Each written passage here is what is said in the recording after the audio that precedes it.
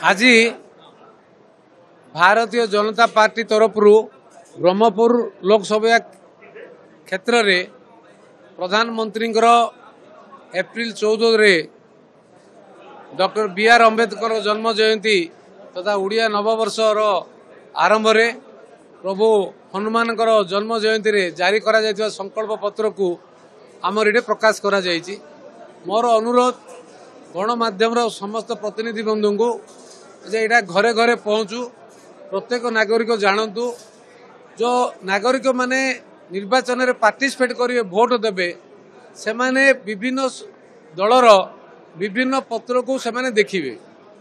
गोटे नेतृत्व तांकर कार्यकलाप को आधार करी आ तांकर चिंताधारा विचारधारा को आरंभ करी आ तथा साधारण जनता उन्नति को आधार करी से माने भोट को विचार करते। आमर भारतीय जनता पार्टी तरफ आमर जो 35टी संकल्प पत्र संकल्प पॉइंट दिया जाइए, से संकल्प पॉइंट सबू आसंता 5 वर्ष 2024 रु 2029 भितर ताको पालन करा जिवो। आकु आधार करी मु समस्त को अनुरोध करुची जे प्राइम मिनिस्टर जो कमिटमेंट अच्छी भारतीय वासी से कमिटमेंट को आखि आगे रखी ब्रह्मपुर आर समस्ते ब्रह्मपुर लोकसभा क्षेत्र 7टी निर्वाचन मंडली आईर अधिकारी हेबे, सुविधा पाइबे। ए सुविधा को आखि आगे रखी समस्त आम बहु आकार भोट दे पुणी प्रधानमंत्री हिसाब से देखा एतिक अनुरोध रखुच। एबे जहाँ इलेक्शन कमिशन रिपोर्ट को देखुली जे प्रत्येक दिन 4000 रु केते कोटी टंका आदाय है विभिन्न अर्थ और अन्य सामग्री मिसिकी प्रति घंटे 100 कोटी टंका आदाय हो मुझे देखुली। तारे मदर प्रबल मात्राधिक व्यवहार हो निर्वाचन कमिशन जो चिंता प्रकट कर आम समस्ते एकमत। निर्वाचन कमिशन जो 324 धारा संविधान आधार रे अबाध निरपेक्ष निर्वाचन करने संविधान तांको क्षमता देइचंती। से आधार रे निरपेक्ष निर्वाचन करने जेहेतु शक्ति सामर्थ्य आमर संविधान आसी, निर्वाचन कमिशन ताको आधार करी तथ्य को आधार करी सी समय समय निष्पत्ति नहीं नौचंती आगा नेबे। मद एक्चुअली आमर एक्साइज पॉलिसी को देखिले मु बेले बेले भी कहे जे अन्य कौनसी लेबर पॉलिसी प्रत्येक वर्ष रिव्यू हुए कि प्रत्येक वर्ष नुआ रिव्यू लेबर पॉलिसी आसेनी, जोटा कि कृषक आमर मूल अंग। फार्मर पॉलिसी प्रत्येक वर्ष आसेनी कि यूथ पॉलिसी प्रत्येक वर्ष आसेनी कि वुमेन पॉलिसी प्रत्येक वर्ष आसेनी, किंतु मार्च मास हो गले लिकर पॉलिसी आसेटा पक्का। तारे ऑक्शन को जिबे कि केते परसेंटेज बढ़े कि आउ थे पुणी रिन्यू करेंगे, जाकू आधार करी ऑफसप ऑनसप रे प्रत्येक केते मीटर को धरिकी चारिआडे खोला जाइछि। मु काली गोटे जाइथिले गाँ फुलटा पाखे गोटे गाँ को गला बेले देखिली जे जरी भर्ती जरी पैकेट आग से जरी पैकेट देखिली। मुझे पचारि एत जरी कहीं रे ना भाई ना ये दुकान अच्छी परा मुझे दुखी दुकान रे ना देशी बाटी दुकान भाई ना ये बोले एत लोक पिउछ देखिए भर्ती जरी आगे एमती भाई ना किसी तो ना भाई ना नवीन वो गोटे भल कम कर जो कष्ट रू आमर जो मनर जो दुख हो अधिक कष्ट पाचु तुम एत कहीं कष्ट पाच मु तुम आउ कि एटलिस्ट मद खोल दे तुम मद हेल्ले पीओ। तापर मु जो विजु स्वास्थ्य कल्याण योजना करी परिवार को मेंटेन करिवो जो हेल्थ भल करिवो। से तो बड़ प्रश्न है, भल प्रश्न पचार 5T बोली किसी कॉन्सेप्ट नथिला भारत आमर ओडिशा रे 2019 पर ए कथा आसिला 5टी टी को लेकरी विभिन्न कॉर्पोरेट सेक्टर रे अन्य सेक्टर रे जाको सब ट्रेनिंग दिया जाए प्रोफेशनल माने ताको लेकी गोटे डिपार्टमेंट सृष्टि करवा जोड़े यथार्थ नहीं कि डिपार्टमेंट एप्रूव है नहीं। आकु आधार करी सबू सेक्रेटरी मानकर शक्ति को मंत्री मान शक्ति को जनक पाखे केन्द्रीभूत करवा, मुख्यमंत्री ऑफिस रे बसिबा, मुख्यमंत्री को प्राइवेट सेक्रेटरी हवा, मुख्यमंत्री क्षमता को अपव्यवहार करवा द्वारा ओडिशा रे शासन व्यवस्था स्थाणु है, प्रशासन व्यवस्था स्थाणु है,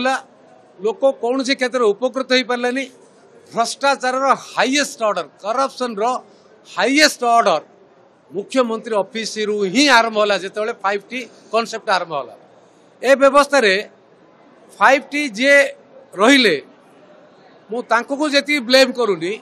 मु माननीय मुख्यमंत्री से ब्लेम करूची जे 5T को अप्रूवल देले मुख्यमंत्री जेतेबेले पोस्ट सैंक्शन नहीं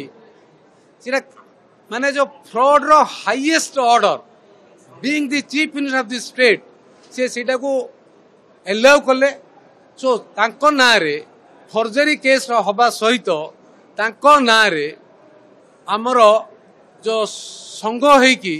120B सेक्शन 34 IPC सहित 367 368 टेम्परिंग डाटा टेम्परिंग करा जायछि जोटा कि नाही ता डाटा नाही अप्रूव नाही मिसलीड करा जायछि ओडिसा को 369 469 470 471